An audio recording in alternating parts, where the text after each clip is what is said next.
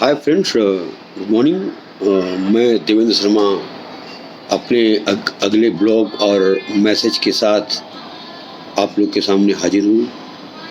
आज सवेरे ही मैं न्यूज़पेपर पढ़ रहा था तो उसमें मॉरिशस के एक गांव की कहानी मैंने देखी और उस कहानी को, उस न्यूज़ को पढ़ करके हमें ऐसा लगा कि हमारा समाज कहाँ जा रहा है।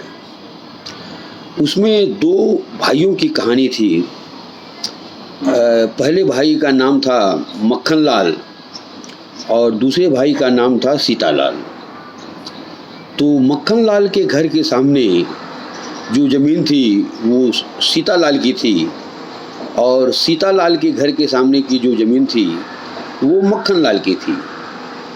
तो सीतालाल जी ने समझौता किया मक्खनलाल जी से कि भाई, हम दोनों के घर के सामने की ज़मीनें एक दूसरे की हैं, तो इसलिए हम लोग इसको आपस में एक्सचेंज कर लेते हैं, स्वैप कर लेते हैं, ताकि दोनों ही लोगों को सुविधा रहे और अपना जीवन यापन दोनों लोग अच्छे से करें। तो सीतालाल जी की बात को मक्खनलाल जी ने मान लिया और दोनों का समय अच्छे से कटने लगा।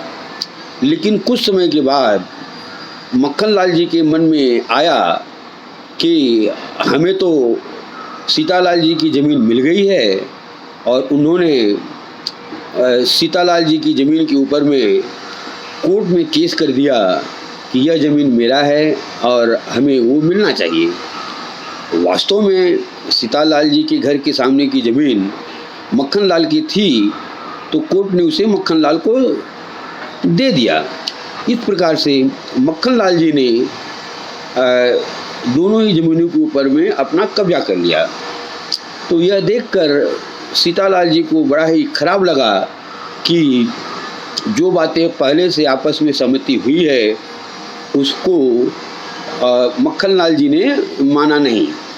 तो हमारे समाज में ऐसे लोग आप अपने आसपास में देखेंगे तो आपको मिल जाएंगे। तो मैं यहाँ पर ये कहना चाहता हूँ कि अगर हम किसी से